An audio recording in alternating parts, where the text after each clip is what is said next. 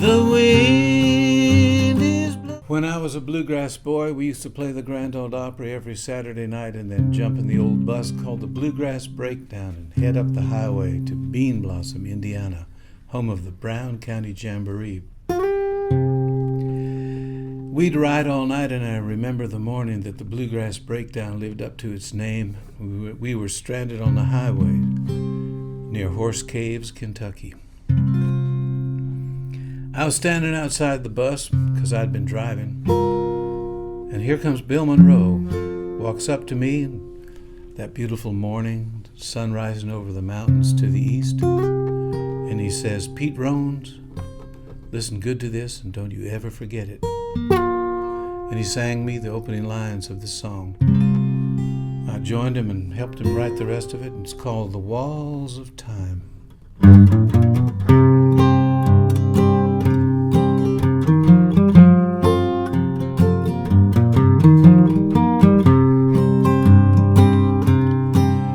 The wind is blowing across the mountain and down o'er the valley way below.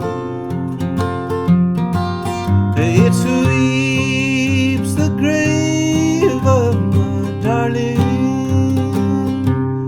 When I die, that's where I want to go. Lord, send the angels for my darling and take her to that home on high. I'll wait my time out here on earth, love, and come to you when I die.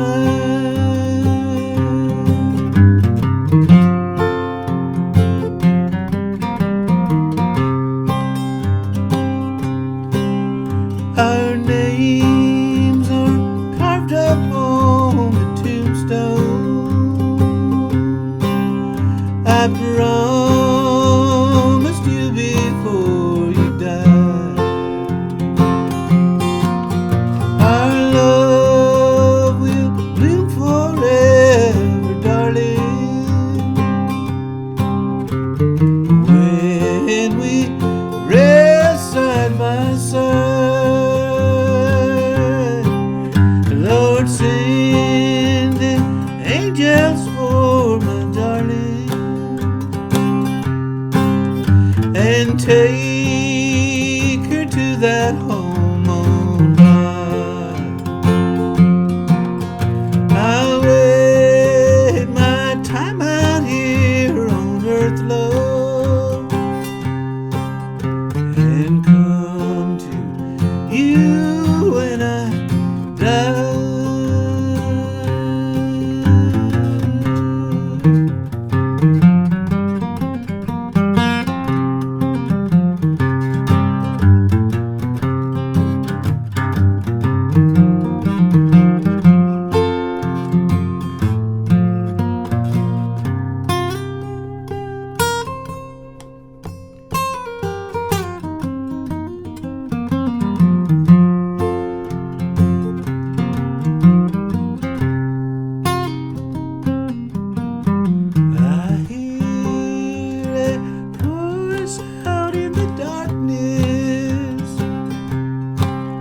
Well, it moans and whispers through the pines. I know it's my sweetheart a-calling. I hear her through the walls of time. Lord, send the angels for my darling and take her to that home on high.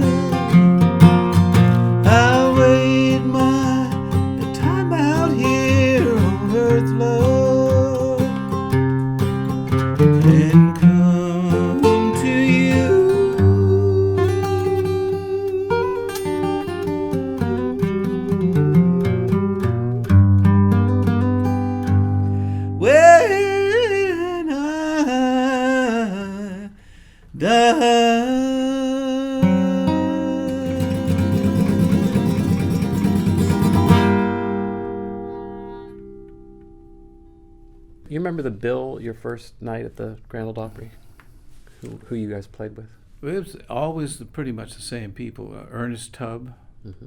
Minnie Pearl would come out and do a turn. And we shared a dressing area with Hank Snow, so he and Wilma Lee and Stoney Cooper were always there, and Acuff was already there, Roy. Bashful Brother Oswald, Tommy Collins, and the big competition was between Porter Wagoner and the supreme and great Marty Robbins, and they were always they were the stars of the moment. And then there were the Fruit Jar Drinkers, and they had been sort of relegated to be the band for the cloggers that came out and did their thing. They never performed per se as them, but that was Sam and Kirk McGee, and they were big from sunny Tennessee. Yeah. That was the old school of the Grand Ole Opry at the time. And on that day when you go out there for your first time, did you think, this is it, I've made it, I'm here, I can retire now after this show, or what would you? Well, I had played enough to where I wasn't totally overwhelmed, and the meaning of the Grand Ole Opry was just something I'd heard on the radio. And when you're doing that kind of work, you can't stop and go, Grand Ole Opry, oh my God, you got a job to do, mm-hmm. right? And you got a boss that's expecting you to do the job. After I sang, at Bill's request, I sang a song I didn't know called "I Wash My Hands in Muddy Water," and I didn't want to sing that because I didn't want to think that I was somebody. The words are, I tried to do what my daddy told me, but I must have washed my hands in a muddy stream, and I was like, I'm not going to sing that, I'm doing what I want to do, So, and Bill was like, Pete, you ought to always obey your father, and it was like, so he was sort of my second dad in a way. He really supported my dad. And after my first performance, came back the next weekend, and Bill has a pile of letters. Oh, Jesus. Pete, we've heard from a good number of people about your singing last week. They like you. He said that you have a good voice. He said it stands out. He said that, and that's a good thing. He said, and a lot of people say you sound a lot like me. That's not a good thing. It's not a good thing.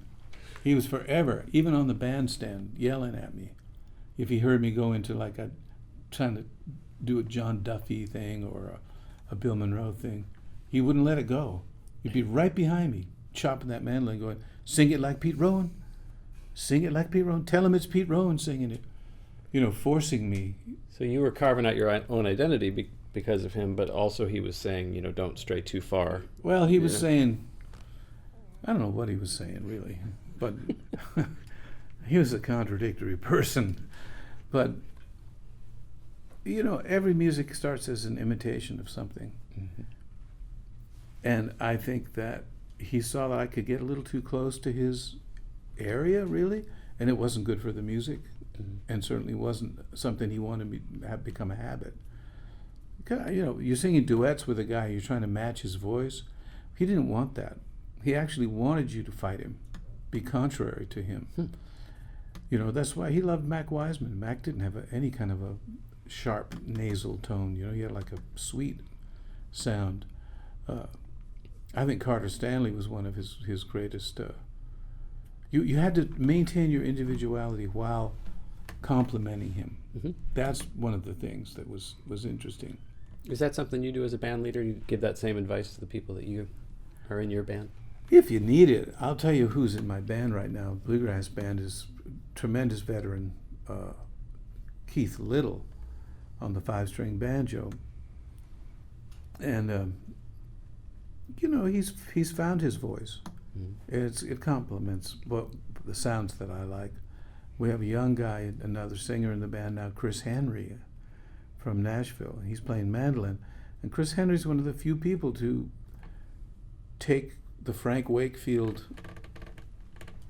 vision of Bill Monroe style and go somewhere with it. that's very challenging, because nobody's going, oh, you can do that, we need you. No. And in fact, I play bluegrass, next. It's none of this stuff gets you any like automatic advancement. Bluegrass is mostly for love, even now. But and I'll quote Bill again, Pete, if you stick with it, it'll be good to you. The road's a hard place on a guitar. It's hard to keep it showroom perfect out there.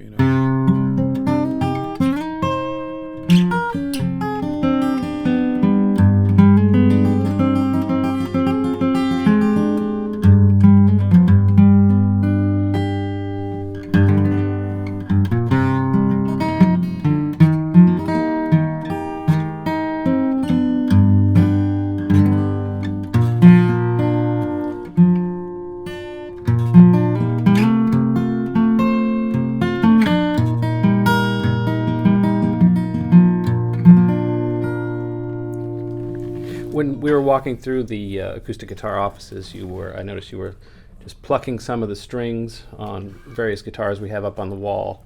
Yeah. What grabs you as a guitar player when what are you looking for? What are you trying to hear? It sounds like the gig I just did in Napa Valley.